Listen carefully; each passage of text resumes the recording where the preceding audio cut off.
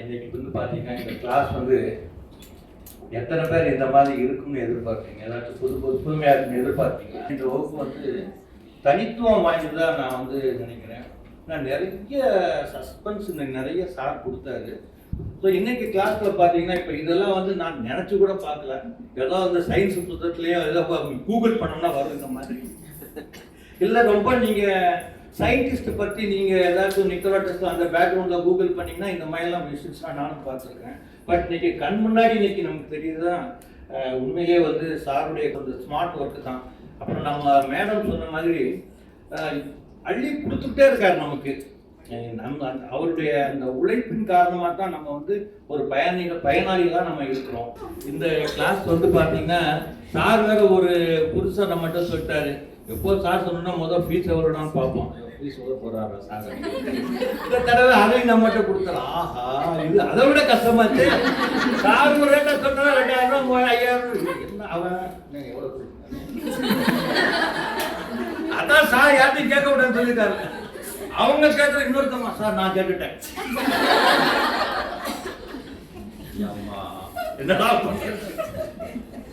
இந்த மாதிரி பட் நம்ம பார்த்தீங்கன்னா இது வந்து ஒரு கோர்ஸ் அப்படிங்கிற ஒரு ட்ரைனிங் ஒரு ஒர்க் ஷாப் அப்படிங்கிறத தாண்டி அது நம்ம இன்புட் எடுத்துக்கிட்டா கூட இது ஒரு ஃபேமிலி கேதரிங் அப்படிங்கிறது வெரி வெரி வெரி இம்பார்ட்டண்ட்டாக நான் ஃபீல் பண்ணுறேன். ஆனால் நம்ம எல்லாரும் வந்து இங்கே வந்து பாசிட்டிவ் வைப் வந்து ரொம்ப நல்லா சூப்பராக இருக்கும். ஏன்னா அந்த மாதிரி ஓப்பனாக வெளிப்படையாக நம்ம எல்லாரும் இங்கே இருக்கிறோம் இல்லையா? என்னையும் சேர்த்து தான் ஆல் டுகெதர் பார்த்தீங்கன்னா நம்ம என்ன ஃபீஸ் இன்னைக்கு கொடுத்தா கூட மனசார நம்ம நிறைவாக அதை கொடுக்குறோம். அந்த ஒரு ஃபீல் வந்து நிச்சயமாக இருக்குது, எனக்கு இருக்குது. ஒவ்வொருத்தரும் வந்து கவருக்குள்ள அமௌண்ட் வைக்குமா அந்த ஃபீல் இருந்திருக்கும். சார் சொல்லும்போது இந்த மிஷின் பற்றி சொல்லும்போது யாரோ சொன்னாங்க ரொம்ப ஜாலியாக இருக்குது அப்படின்னு சொன்னாங்க. அப்போ நான் மனசுக்குள்ள நினைச்சேன், அம்மா கவர் கொடுக்கும்போது அதே மனதோடு கொடுத்துருமா அப்படின்னு. அது யாரு சொன்னாங்கன்னு தெரியல.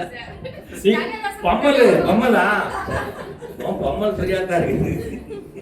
அந்த மாதிரி எல்லாமே பார்த்தீங்கன்னா ரொம்ப ஒரு எக்ஸலண்ட்டான ஒரு கிளாஸ். இந்த ஒரு அருமையான வாய்ப்பை வந்து நமக்காக உண்டாக்கி கொடுத்த சாருக்கு என்னுடைய மனமார்ந்த நன்றிகள். இந்த ரோஹித் பார்த்தீங்கன்னா கீழடா நான் எப்படா சார் சொல்லுவார் நம்ம வாங்கிடலாம் அப்படின்னு நினச்சிக்கிட்டு இருப்பேன். இப்போ கூட நினைக்கிறேன். நான் டான் தெரப்பி படிக்கும்போது சில பேர் சொன்னாங்க, என்ன சார் டான்லாம் முடிச்சுட்டீங்க, ஒன்றும் பண்ணவே மாட்டீங்க, பண்ணுற நிலைமை நான் கிடையாதுப்பா அப்படின்னு. கைரோ பண்ணி முடித்தேன், கைரோ பேட்டி முடிச்சேன். அப்போ கூட முன்னாடி வந்துட்டே இருந்தாங்க, சார் இதெல்லாம் பண்ணுவீங்களா? நான் பண்ணுவேன்ப்பா, இதை வச்சு பண்ண மாட்டேன். இப்போ இது வந்து ரொம்ப இன்ஸ்பைரிங்காக இருக்குது. நம்ம இதை பார்த்த உடனே ஏதோ வர்றவங்க ஏதோ நினைப்பாங்க, சரி பரவாயில்ல ஈஸிட்டு எடுக்க போகிறாங்கன்னு நினச்சிடுறாங்க போது. நல்ல ஒரு அருமையான ஒரு தருணமாக இருந்தது. இந்த அழகிய ஒரு வாய்ப்பு உருவாக்க குருநாதருக்கும் நம்முடைய கிரேட் எனர்ஜி டீம் அனைவருக்கும் என்னுடைய மனமார்ந்த நன்றிக்கும் பாராட்டுக்கும் வாழ்த்துக்கள். தேங்க்யூ.